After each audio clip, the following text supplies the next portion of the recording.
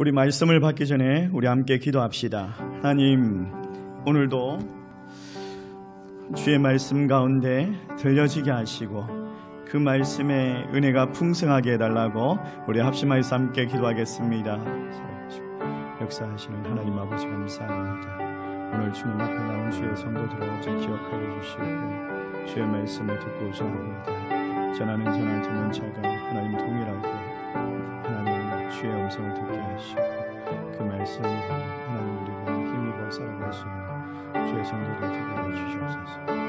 주의 말씀의 삶이 담겨진 은혜가 있도록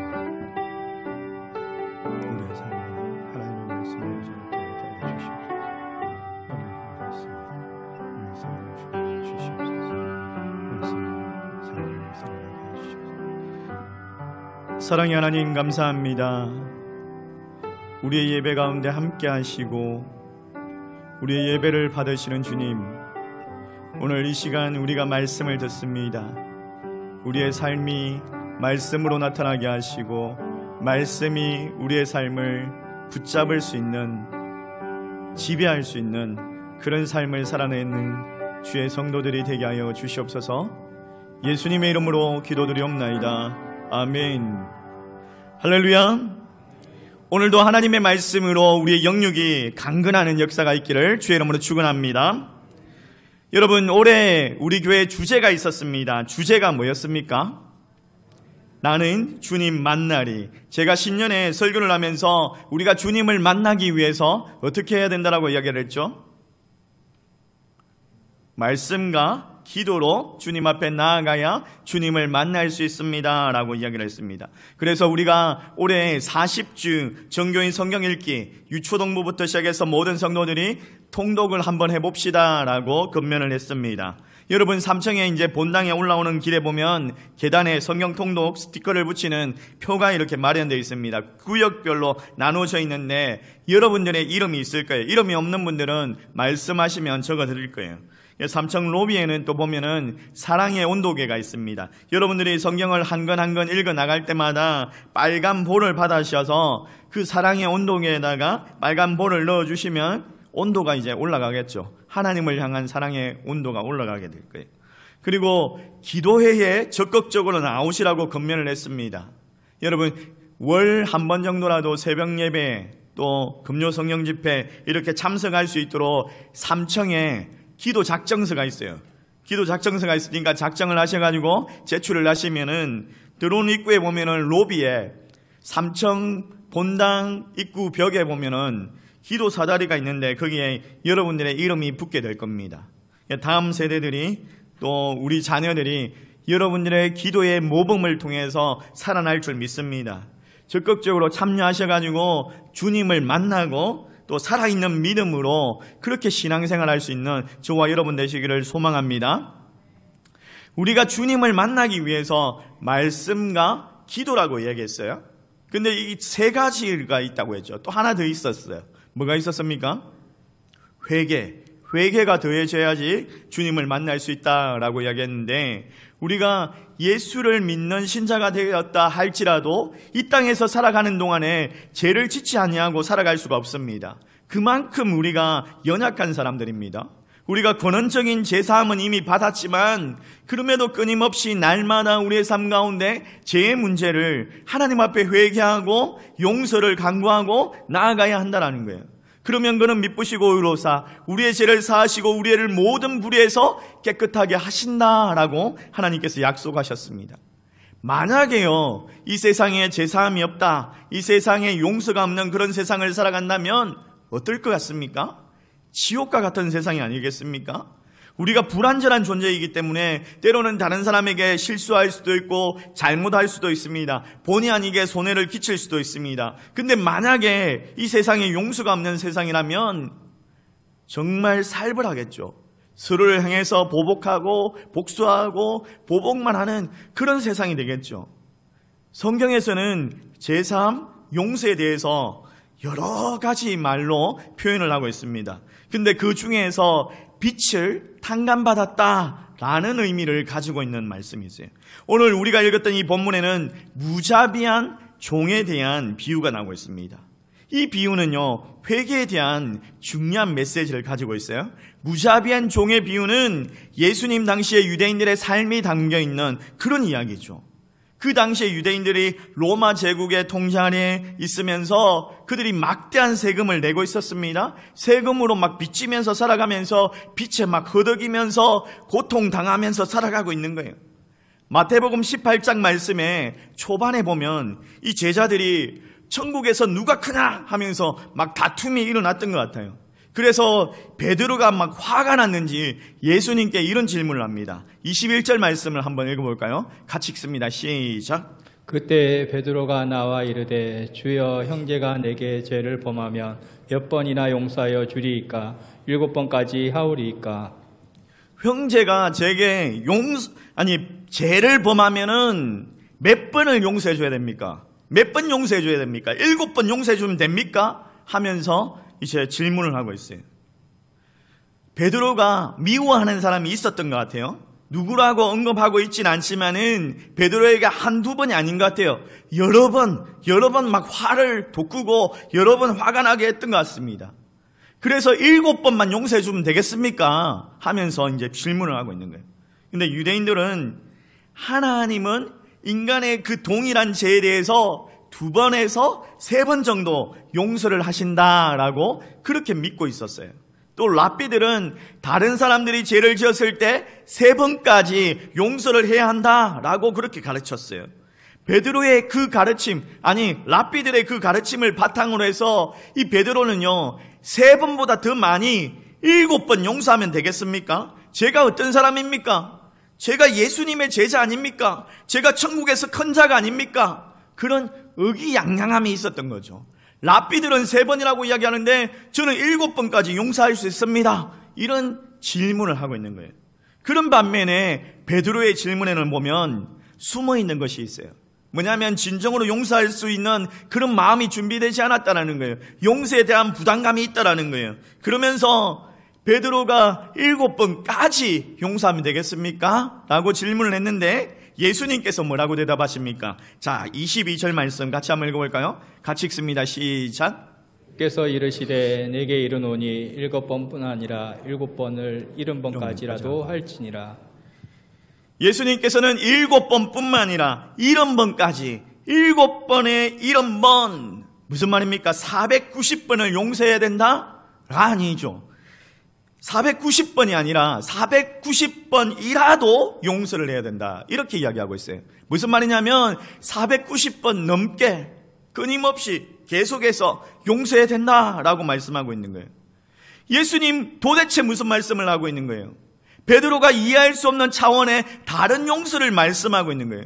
그 당시에 유대인들은 죄는 하나님께 빚진 것이다 라고 생각을 하고 있었어요. 예수님께서는 용서의 개념을 이렇게 이해하기 쉽게 베드로에게 1만 달란트 빚진 자와 100데나리온 빚진 자의 그 비유를 가지고 말씀하십니다. 마태복음 18장 23절 말씀. 그러므로 천국은 그 종들과 결산하려 하던 어떤 임금과 같으니. 자, 천국은 뭐 하는 것과 같다라고 이야기합니까? 결산하는 것. 결산하는, 종들과 결산하는 임금. 그 임금이 이제 결산을 하기 위해서 1만 달란트 빚진 자, 그 종 한 사람을 데려오게 합니다. 1만 달란트가 얼마 정도냐면요, 한 달란트가요, 금으로 환산하니까 40kg 정도 된답니다. 40kg. 그러니까 40kg가 지금 시세로 이제 계산을 해보니까 28억 정도. 28억. 별로 놀라지 않으시네요? 그 정도 다 집에 갖고 계시죠? 예. 28억 정도가 되는데 1만 달란트면 얼마냐면 28조 정도가 되는 거죠. 28조. 어마어마하죠. 우리나라 막 재정을 능가합니다. 1만 달란트 빚졌다 이 말은요, 평생 벌어서 갚을 수 없는 그런 어마어마한 그런 죄를 지었다라는 거예요.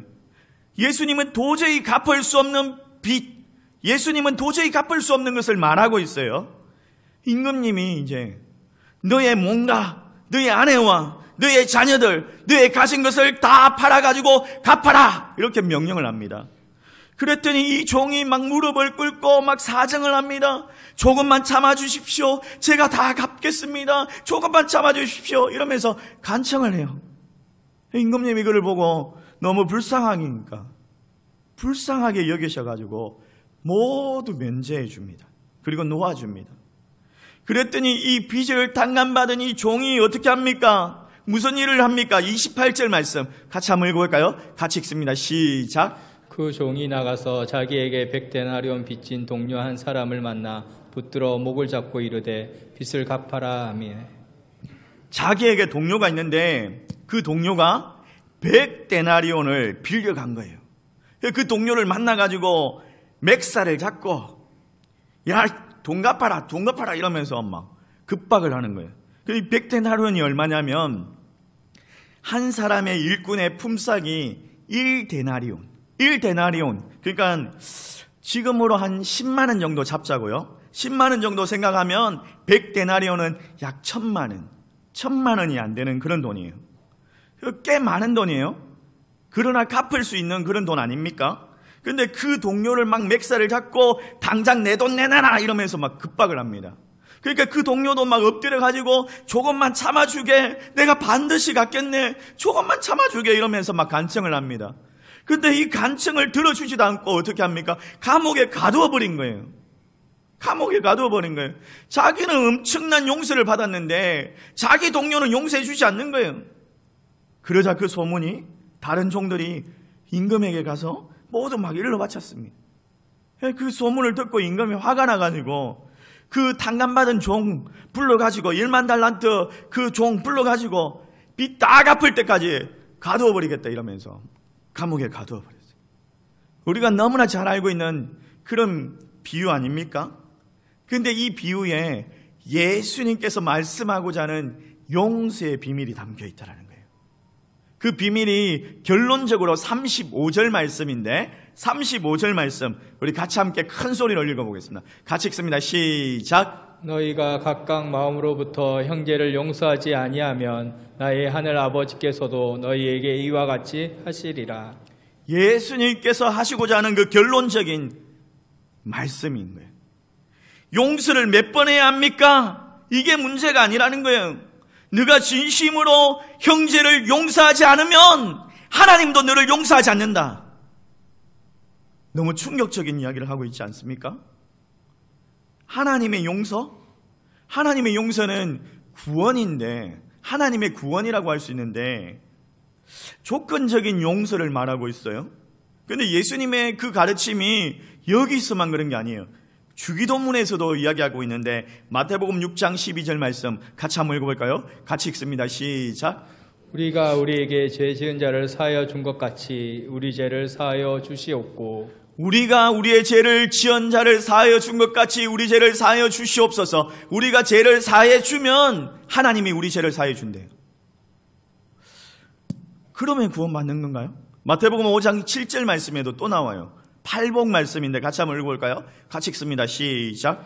긍휼히 여기는 자는 복이 있나니 그들이 긍휼히 여김을 받을 것이미요. 긍휼히 여겨야 긍휼히 여김을 받을 수 있다. 조건적인 용서를 말하고 있어요.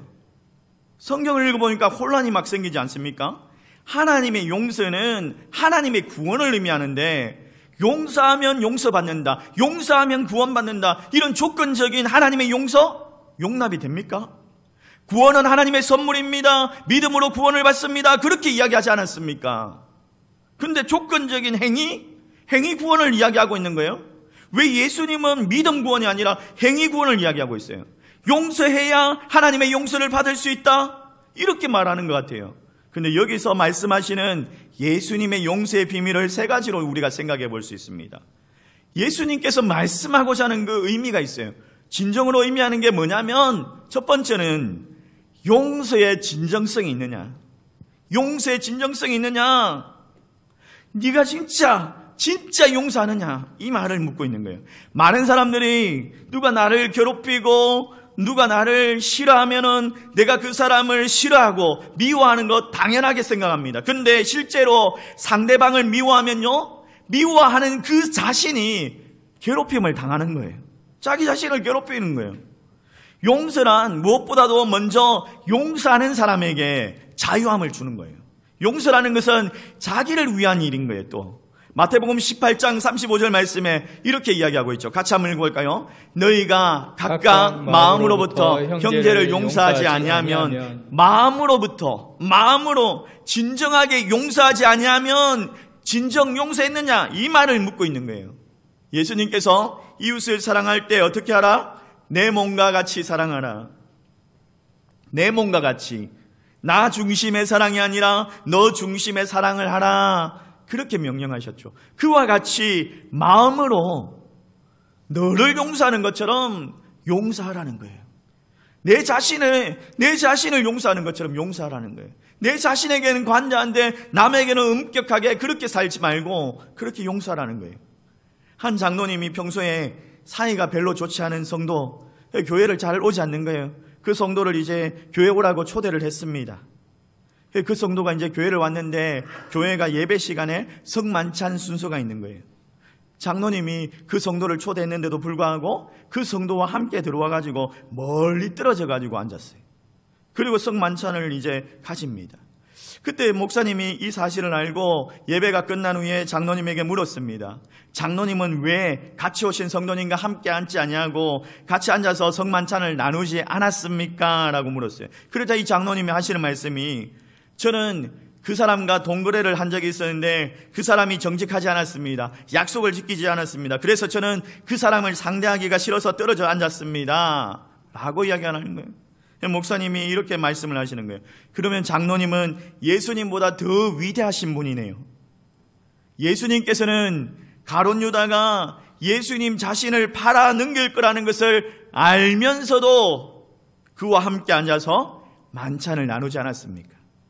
이 말을 들은 장로님이 다시 생각하기 시작했어요. 딱 한 번 동굴에 실수했는데 그것 때문에 그 성도를 멀리하고 실제로 정말 초청을 했는데 마음은 주지 않고 마음은 가까이 하지 않냐고 그렇게 하는 자기 태도가 잘못됐다라는 걸 생각하게 된 거예요. 이후로 그 성도를 진정으로 용서하고 좋은 관계를 회복할 수 있었다라고 합니다. 누가복음 6장 28절 말씀에 이렇게 이야기합니다. 같이 한번 읽어볼까요? 누가복음 6장 28절 말씀 시작. 너희를 저주하는 자를 위하여 축복하며 너희를 모욕하는 자를 위하여 기도하라. 나를 저주하고 내 신세를 망친 사람을 축복하라. 그렇게 쉬운 일이 아니에요. 그런데 그를 위해서 기도하면 내 마음에 깊이 박혀있는 그 증오의 가시, 그 미움의 가시를 뽑아낼 수 있다는 거예요. 나의 원수를 축복하면 내 자신을 괴롭히고 있는 것, 그 미워하는 그 마음을 뽑아내고 내 마음 가운데 하나님의 평강이 임한다는 거예요. 이게 하나님의 방법인 거예요. 사랑하는 성도 여러분, 내 감정, 내 기분에 따라서 막 요동하지 마십시오. 하나님의 말씀에 순종하여서 마음 깊이 진정으로 용서를 베풀어주고 하나님께서 주시는 그 평강, 하나님께서 주시는 그 안식을 경험할 수 있기를 주의 이름으로 소망합니다. 두 번째로 그 용서의 비밀에는요, 하나님의 은혜를 체험했느냐, 이걸 묻고 있는 거예요. 본문의 26절과 29절 말씀이 비슷한데 비교를 할 수 있어요. 같이 한번 읽어볼까요? 26절 말씀 시작.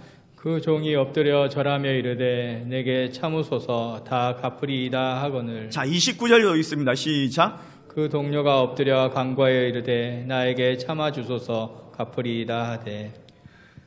똑같죠? 비슷하죠? 그 종들이 와가지고 엎드려서 절하면서 참으소서 내가 갚겠습니다. 갚지 않는다는 말을 하지 않아요. 참아주세요. 갚겠습니다. 라고 이야기를 합니다.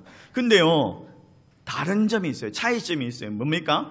앞에 있는 사람은 갚을 수 없는 돈입니다. 1만 달란트예요. 28조 정도가 돼요. 이 뒤에 있는 사람은 1,000만 원이 채 되지 않는 돈입니다. 100데나리온입니다. 좀 노력해가지고 열심히 일해가지고 갚을 수 있는 그런 돈입니다. 건강하면 갚을 수 있는 돈입니다. 무슨 말을 하고 있느냐면 우리가 할 수 있는 것과 할 수 없는 것이 있는데 하나님의 아들 예수 그리스도 이 땅에 왜 오셨냐는 거예요. 왜 십자가를 지셨냐는 거예요. 왜 십자가에서 죽으셨냐는 거예요. 우리가 할 수 없는 문제이기 때문에, 우리의 죄의 문제, 우리가 할 수 없는 문제이기 때문에 주님이 이 땅에 오셔서 우리를 대신해서 십자가를 지셨다는 거예요. 근데 우리가 할 수 있는 문제가 있어요. 우리가 할 수 있는 게 뭡니까? 나에게 미움을 사고 있는 그 사람, 내가 미워하는 그 사람 용서할 수 있다는 거예요. 용서할 수 있다는 거예요. 서울의 유명한 학원에서 강사를 하고 있는 집사님이 있었어요. 이분이 유명해가지고 교육방송에 막 강사로도 출강을 나가고 그랬어요. 근데 지방에 사는 친구가 학원을 함께 경영하자고 동업하자고 내려오라고 하는 거예요. 그래서 투자금을 내고 지방으로 내려왔습니다. 같이 함께 경영을 하는데 학원이 잘 됐어요. 근데 이 친구가 자기도 모르게 횡령을 하고 투자금 회수하고 그렇게 하는 거예요. 그리고 야밤 도주를 해가지고 학원이 빚더미 하게 된 거예요. 하루아침에 막 부도가 나게 된 거예요. 너무 억울하고 너무 화가 나고 내가 믿었던 친구인데 이럴 수가 있나 이러면서 그 친구를 막 잡으려고 막 수소문을 했습니다. 그런데 찾을 수가 없는 거예요. 하나님 억울합니다. 잠이 오지 않습니다. 기도가 되지 않습니다. 막 그 친구는 막 저주하면서 잡게 해달라고 기도를 했습니다. 마음이 너무 힘듭니다. 그런데 기도할 때마다 하나님께서 용서해라, 용서해라 그렇게 말씀하시는 거예요. 저 할 수 없습니다. 제가 어떻게 합니까? 억울합니다. 저 용서할 수가 없습니다. 막 이러는데 십자가를 계속 보여주면서 용서하라는 거예요.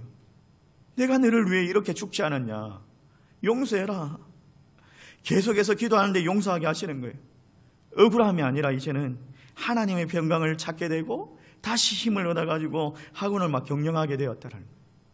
여러분, 우리 가족이나 이웃이나 성도를 향해서 언제까지 저 인간을 용서해줘야 됩니까? 언제까지 내가 저 인간 용서해야 됩니까? 그 문제가 아니라는 거예요.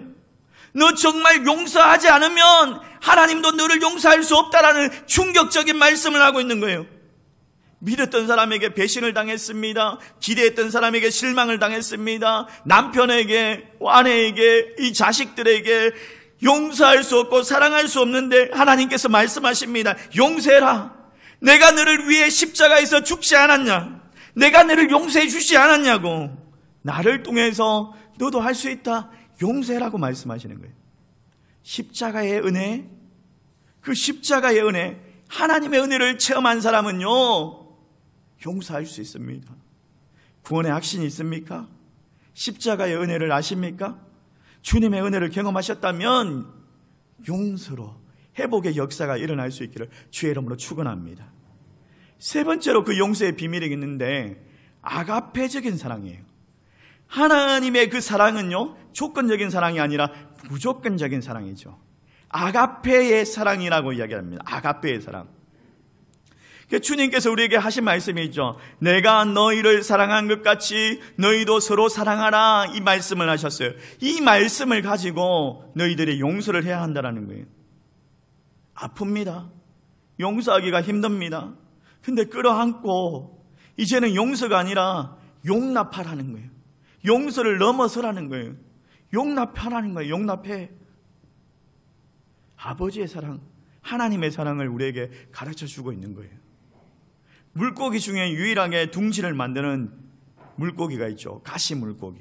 이 가시물고기는 강바닥에 모래를 막 퍼와가지고, 주둥이로 모래를 퍼와가지고 모래십을 만들고 그 위에 수조를 덮어가지고 완벽하게 산란의 보금자리를 꾸민다고 합니다. 그러면 암컷이 와가지고 그곳에 알을 놓고 떠나버리는 거예요. 그러면은 이 수컷이, 아비가시 물고기가 그때부터 알을 막 사수하기 시작합니다. 큰 물고기가 와도 피하지 않습니다. 싸움을 막 주저하지 않습니다. 그래 막 끝까지 처절하게 싸우면서도 그 알들을 지켜냅니다. 알들에게 산소를 공급하기 위해서 자기의 지느러미로 열심히 막 부채질을 해줍니다.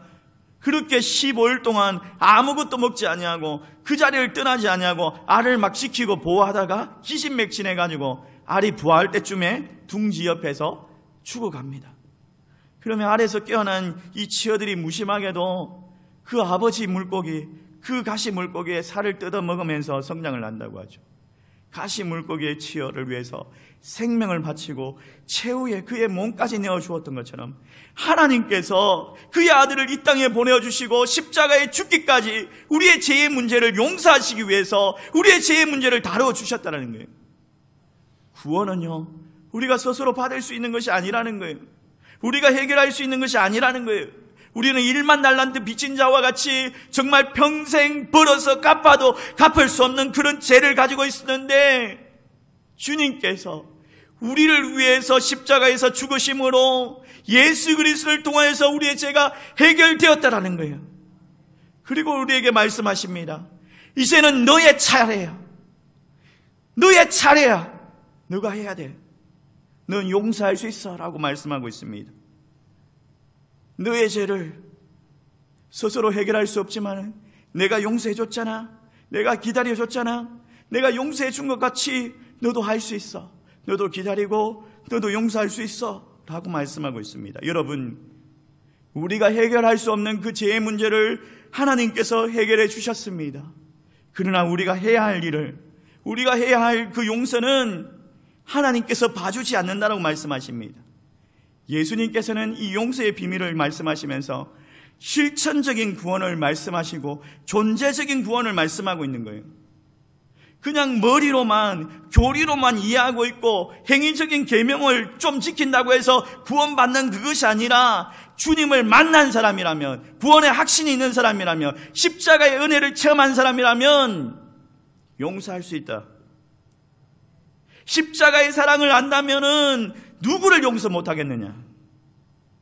정말 마땅히 죽어야 될 이 사람, 나 같은 죄인을 살리신 이 놀라운 용서를 경험했다면 용서할까 말까 이렇게 주저하는 것이 아니라 용서를 할 수 있다는 거예요.